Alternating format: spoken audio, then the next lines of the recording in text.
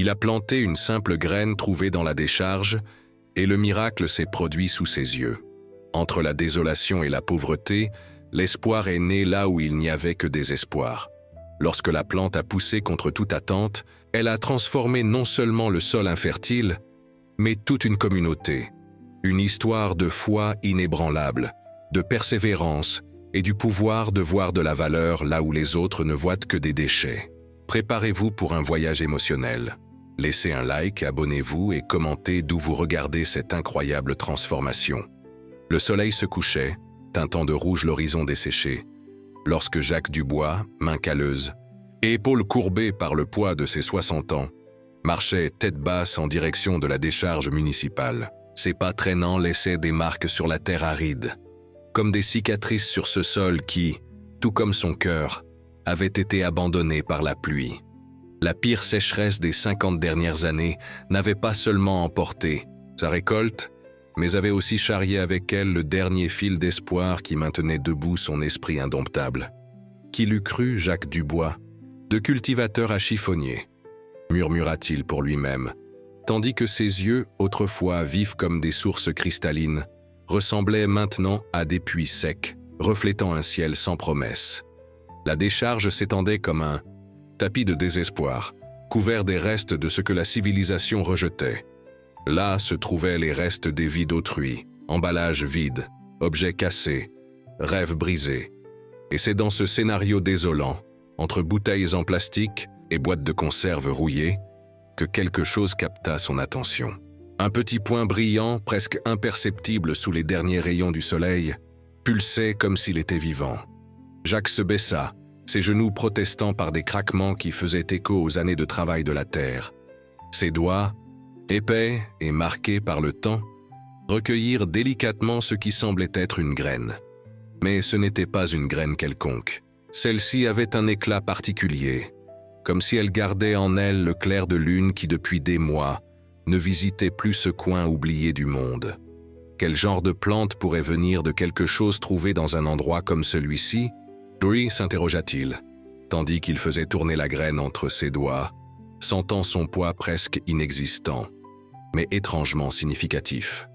La plupart des gens auraient écarté cette curiosité, n'auraient vu qu'un objet sans valeur, de plus parmi tant d'autres. Mais Jacques avait le don de voir des possibilités là où les autres ne voyaient que des fins.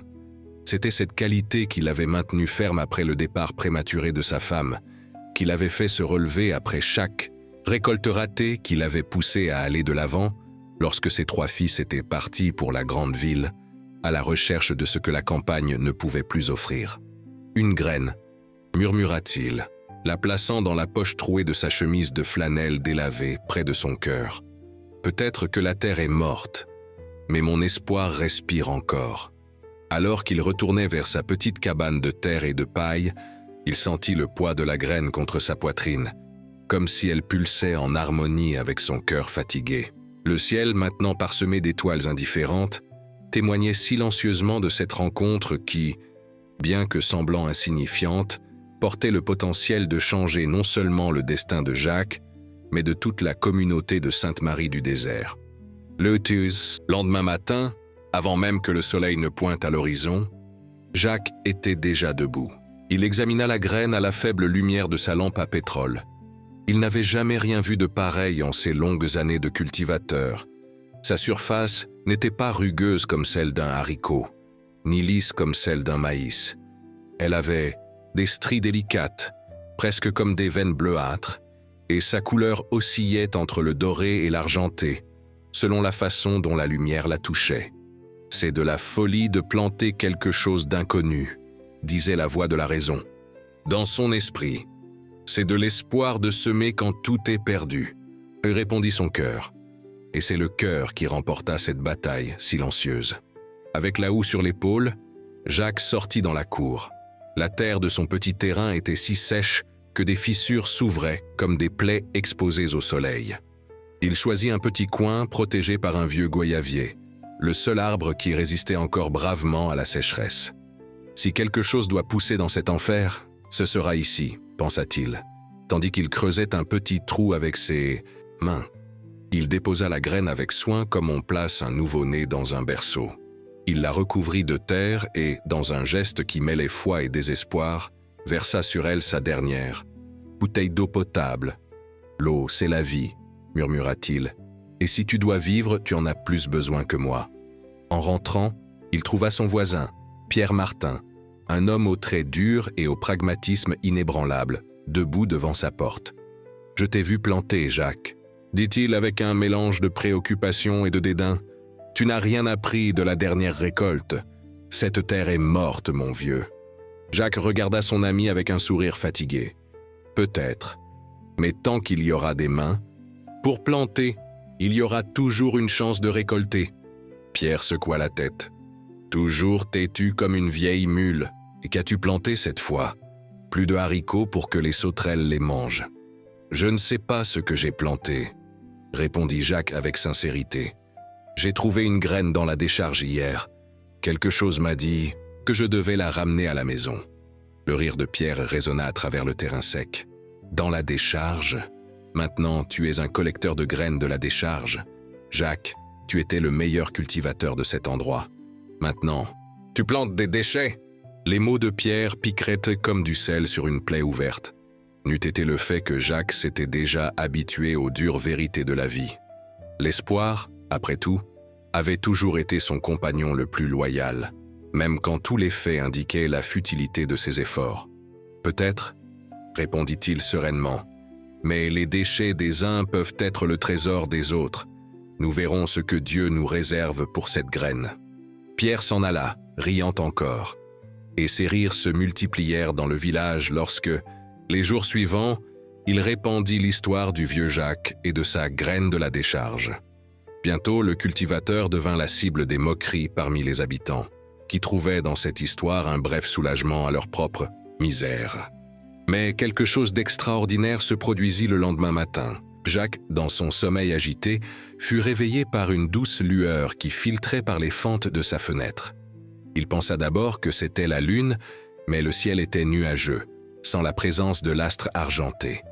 Intrigué, il se leva et se rendit dans la cour. Là où il avait planté la graine, une petite tige verte émergeait de la terre, émanant une luminescence bleuâtre qui semblait défier les ténèbres de la nuit. La pousse, qui n'aurait pas dû exister, pas dans cette terre stérile, pas sans eau, pas en un seul jour, était là, vibrante et pleine de vie.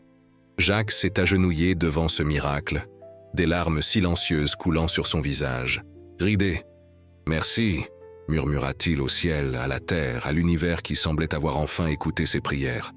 La nouvelle de la pousse miraculeuse se répandit avec la rapidité que seules les petites communautés connaissent. Au début, beaucoup n'y crurent pas. Puis, ils vinrent voir de leurs propres yeux. La plante poussait à un rythme surnaturel, gagnant des centimètres chaque heure, défiant tout ce que ces cultivateurs connaissaient de la nature et de ses cycles. Parmi les curieux se trouvait Madame Catherine, l'ancienne du village, une femme de 92 ans qui portait dans ses yeux troublés par l'âge la sagesse ancestrale de qui a vécu assez longtemps pour tout voir. « C'est la plante de la Providence », déclara-t-elle, après avoir examiné la tige déjà haute de près d'un demi-mètre. « Elle est dans les textes sacrés des anciens, une plante qui n'apparaît qu'en temps de grande épreuve, envoyée pour tester notre foi et renouveler nos forces. » « Et que donne-t-elle, Madame Catherine ?» demanda anxieusement Marie Lefebvre, une jeune mère de 3 enfants qui peinait à les nourrir depuis que son mari était parti tenter sa chance dans la capitale. La vieille dame, sourit énigmatiquement. « Cela, seul le temps et le cœur de celui qui la cultive peuvent le dire, mon fils.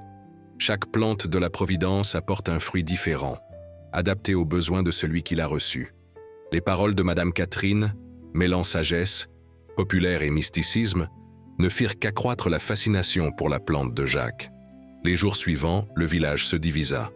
Il y avait les sceptiques, menés par Pierre Martin, qui cherchaient des explications rationnelles à ce phénomène, peut-être une espèce inconnue apportée par des oiseaux migrateurs, ou une plante génétiquement modifiée, jetée lors d'expériences clandestines. Et il y avait les croyants, qui voyaient dans la plante un signe divin, une promesse que les temps de pénurie prendraient une fin. Jacques, quant à lui, se tenait à l'écart de ces discussions. Chaque matin et chaque soir, il s'asseyait à côté de la plante, lui parlant comme à une vieille amie. Il lui racontait sa vie, ses peurs, ses espoirs. Il parlait d'Isabelle, sa défunte épouse, et combien elle aurait aimé voir cette merveille pousser dans sa cour.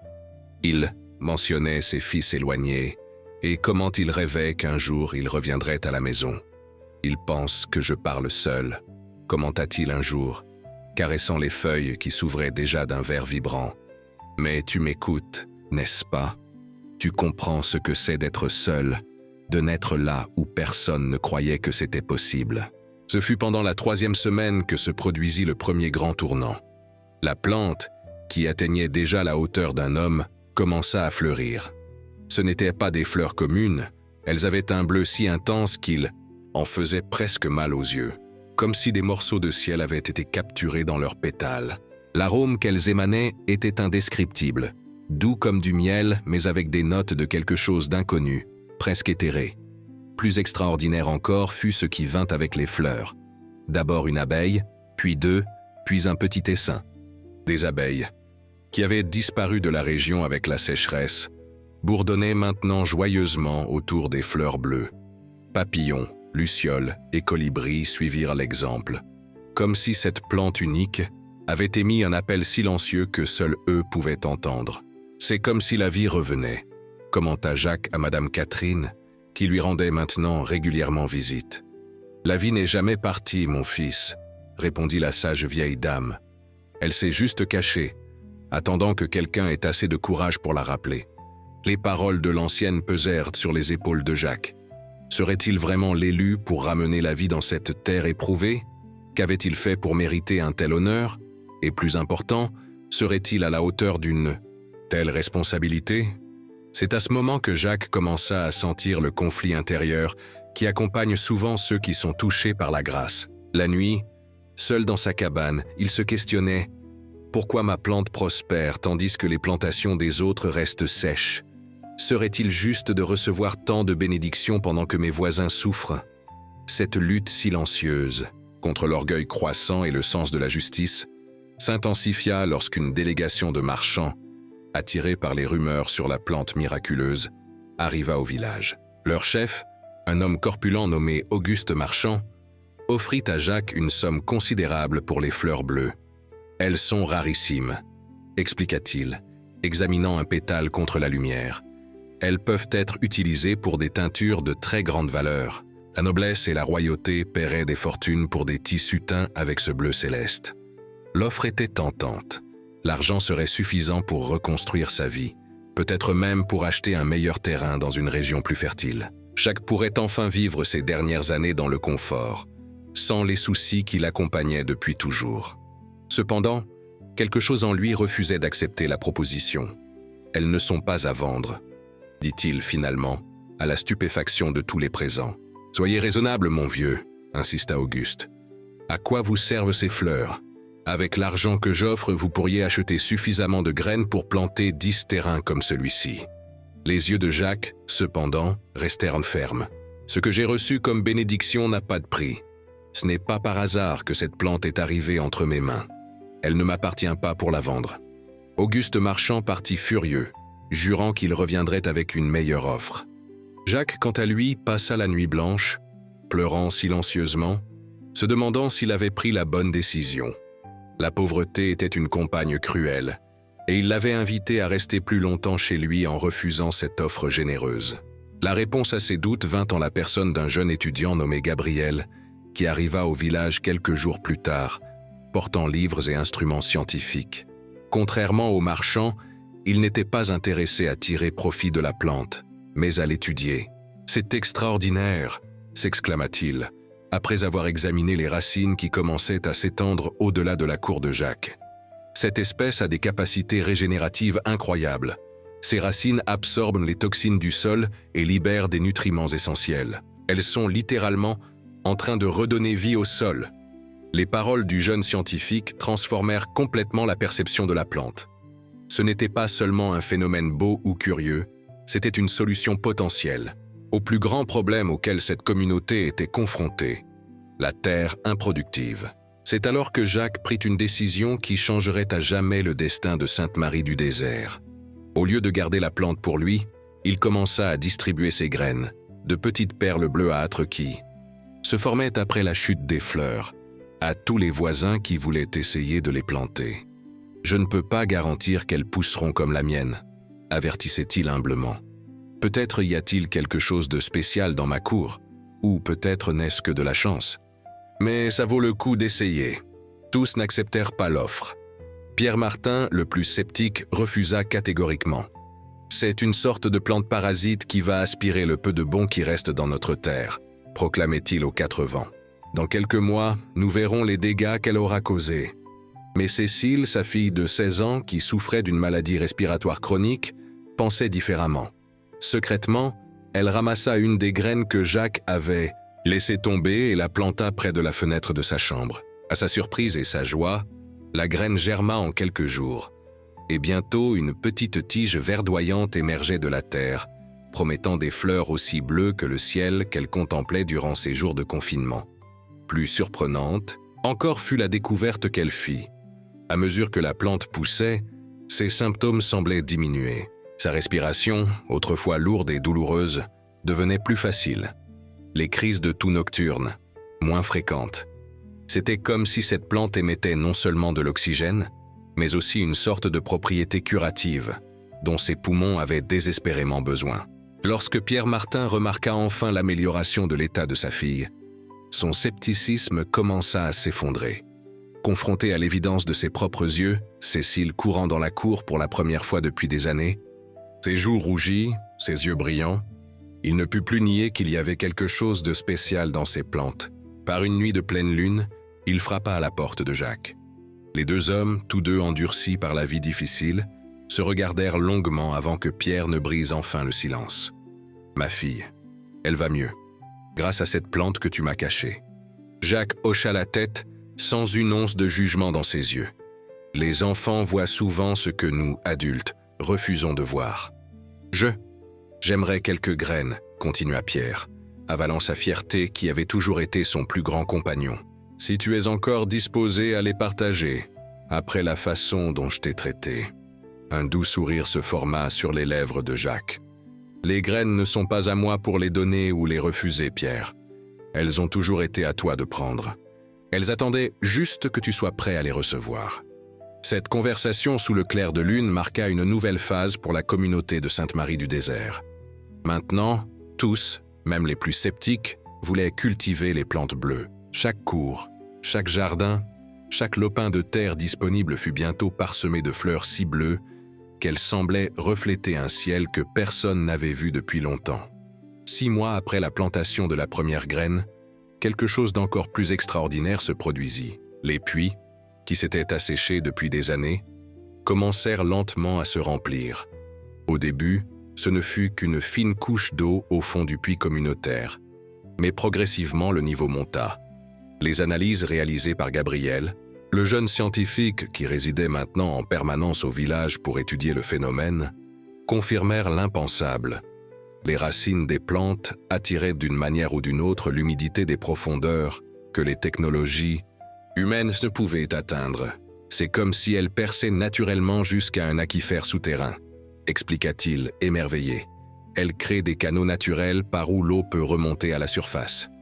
La nouvelle se répandit rapidement au-delà des limites du village. Journalistes, scientifiques, curieux, tous voulaient voir le miracle du petit village qui avait vaincu la sécheresse avec une plante mystérieuse. Jacques, maintenant traité comme une sorte de prophète local, se sentait de plus en plus mal à l'aise avec l'attention. « Ce n'est pas moi qui ai fait cela », insistait-il chaque fois que quelqu'un essayait de lui attribuer le mérite. « J'ai juste été le premier à croire que quelque chose pouvait pousser, même dans l'endroit le plus improbable. » Cette humble sincérité ne fit qu'accroître l'admiration des gens. Des histoires sur « le fermier de l'impossible » commencèrent à se répandre, souvent exagérées, transformant Jacques en une figure quasi mythique. On disait qu'il pouvait parler aux plantes, qu'il avait été visité par des anges la nuit, où il avait trouvé la graine, qu'il possédait des pouvoirs de guérison par ses mains. Toutes ces histoires pesaient sur Jacques comme une croix invisible. Lui, qui avait toujours été un homme simple, se retrouvait maintenant au centre d'une renommée qu'il n'avait jamais désirée. Le conflit intérieur s'intensifiait. Était-ce là son but dans la vie? Ou détournaient-ils les gens du véritable sens de ce miracle? La réponse vint de manière inattendue, au milieu d'une crise qui semblait destinée à détruire tout ce qu'ils avaient accompli. Une tempête de sable, phénomène rare même dans cette région éprouvée, avançait impitoyablement vers le village. Les prévisions étaient catastrophiques. La force des vents pourrait arracher les plantes miraculeuses, les enterrant sous des tonnes de sable et détruisant toute chance de récupération pour cette terre. Face à cette menace, Jacques démontra le véritable leadership qui avait toujours sommeillé en lui. Au lieu de se concentrer uniquement sur la protection de sa propre plantation, il organisa la communauté entière pour créer des barrières protectrices autour de toutes les zones cultivées. Hommes, femmes et enfants travaillèrent sans relâche sous sa direction, érigeant des clôtures de paille tressées, creusant des tranchées pour dévier le flux du sable, couvrant les plantes plus jeunes avec des paniers et des tissus. Une plante seule peut être arrachée par le vent, m'expliqua Jacques pendant qu'il travaillait. Mais un champ entier, fermement enraciné, résistera à la tempête. C'est comme nous, les gens, seuls nous sommes faibles. Ensemble, nous sommes assez forts pour affronter n'importe quel défi. Pendant 3 jours et 3 nuits, la tempête rugit sur Sainte-Marie-du-Désert. Les habitants s'abritèrent dans leurs maisons, priant pour que leur travail acharné n'ait pas été vain. Lorsque les vents s'apaisèrent enfin et qu'ils purent sortir pour évaluer les dégâts, ils trouvèrent un scénario transformé. Des dunes de sable s'étaient formées aux extrémités du village, mais les barrières avaient fonctionné. Plus impressionnante encore, les racines des plantes les plus anciennes avaient effectivement retenu le sol, l'empêchant d'être emportées par le vent. Ce fut à ce moment que Jacques comprit pleinement le sens de tout ce qui s'était passé. Il ne s'agissait pas seulement d'une plante miraculeuse ou d'un sol régénéré. Il s'agissait de communautés, de personnes travaillant ensemble pour un bien plus grand, de foi qui transcende la logique et la raison.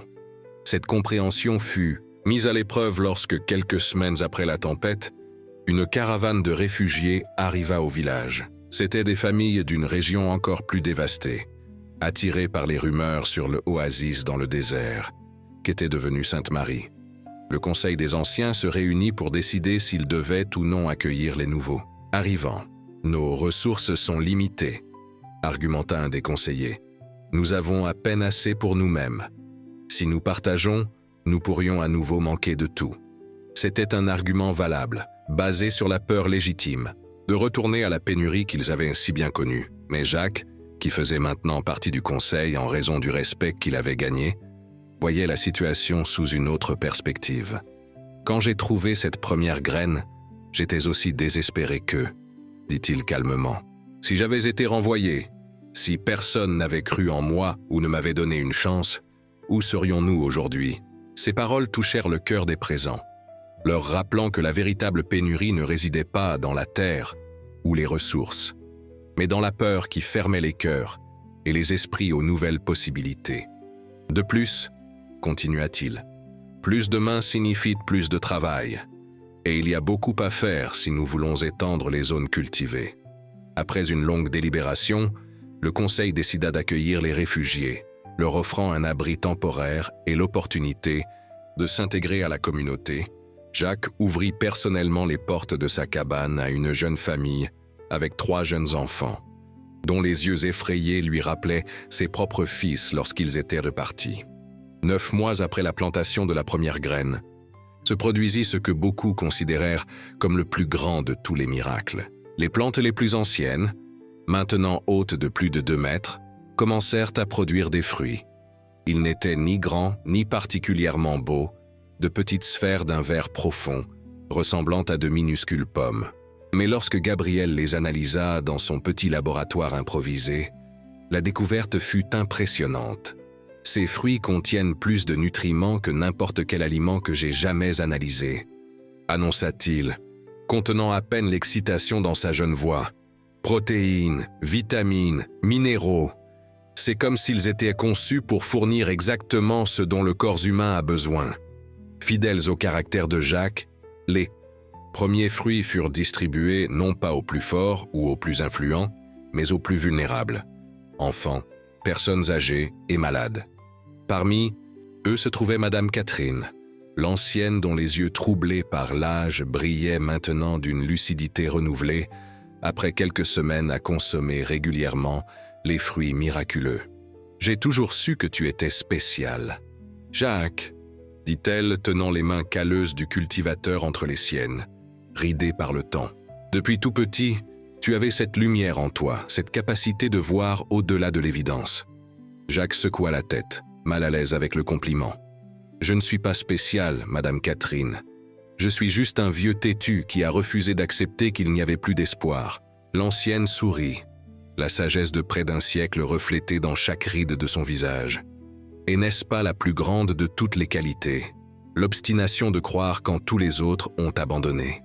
Avec la production croissante de fruits, le village eut bientôt non seulement de quoi nourrir correctement tous ses habitants, mais aussi un surplus à commercialiser. Ironie du sort, l'un des premiers acheteurs fut Auguste Marchand, le même homme qui avait tenté d'acheter les fleurs bleues des mois auparavant. Maintenant, il offrait un prix juste pour les fruits nutritifs, qui commençaient déjà à acquérir une réputation dans des villes lointaines pour leurs propriétés médicinales. Les semaines se transformèrent en mois, et les mois en saisons. Une année complète s'était écoulée depuis que Jacques avait trouvé cette première graine dans la décharge. Et quelle transformation! Là où il n'y avait auparavant que désolation, fleurissait maintenant une communauté renouvelée, avec de l'eau en suffisance, de la nourriture abondante et, plus important encore, l'espoir restauré. Les plantes bleues faisaient maintenant partie du paysage sur des kilomètres, leurs racines profondes stabilisant le sol et ramenant l'humidité perdue, leurs fleurs attirant les pollinisateurs qui avaient disparu depuis des décennies, leurs fruits nourrissant corps et esprit. Jacques, malgré la renommée et les opportunités d'enrichissement qui se présentèrent, resta fidèle à sa nature simple. Il continuait à vivre dans sa cabane de terre et de paille, maintenant entouré d'un jardin luxuriant où il cultivait non seulement les plantes miraculeuses, mais aussi les légumes et les fleurs qu'il avait toujours aimés. Chaque matin, au réveil, son premier geste était de regarder par la fenêtre le jardin florissant et de remercier. Non pas pour les richesses matérielles ou la reconnaissance, mais pour la leçon la plus précieuse qu'il avait apprise. Qu'entre les bonnes mains, même les déchets peuvent se transformer en miracles.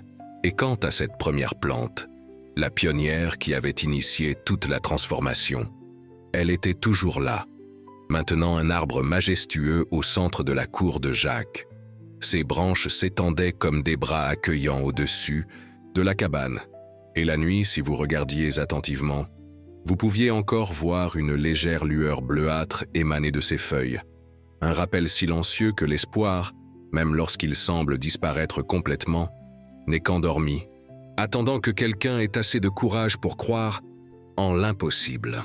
Parfois, lorsque le soleil se couche, teintant l'horizon de rouge, Jacques s'assoit sous les branches de cet arbre, ses yeux maintenant plus vifs que jamais contemplant le miracle qui a fleuri à partir d'une simple graine trouvée dans la décharge. Et si vous êtes prêt, peut-être l'entendrez-vous murmurer doucement pour lui-même, avec un sourire serein sur les lèvres.